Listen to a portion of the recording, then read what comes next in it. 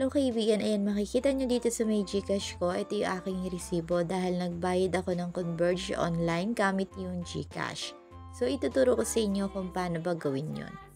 First, kailangan nyo mag-login, then tap nyo tong bills para makapagsimula na kayo. And dito, hanapin nyo lang yung cable and internet. Cable or internet. Then dito, isi-search nyo lang dito yung babayadan nyo. So, hahanapin ko lang, for example, yung Converge.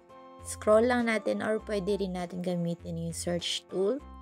Then, ayan, nakita ko na yung Converge. Dito, ilalagay ko lang yung exact amount na babayadan ko. Then, dito, ilalagay natin account number natin, yung ating email, saka yung nakapangalan dun sa may account. Then, make sure na tama yung mga ilalagay nyo ditong details. Kapag okay na yung mga nailagay nyo, pwede na natin i-tap dito yung next dito sa may lower part.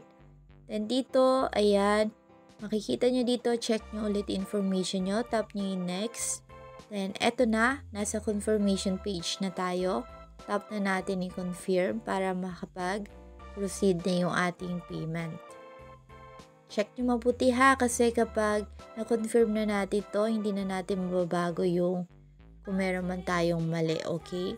Then, hindi na rin natin ma-refund yan. Kailangan na natin pumunta sa mismong Converge para makiusap kung pwede man na ma-refund yung amount. Itong receipt natin, pwede rin natin i-download para meron tayong copy. Pero meron din naman to sa history ng ating Gcash and magpapadala din sila ng notification sa ating email.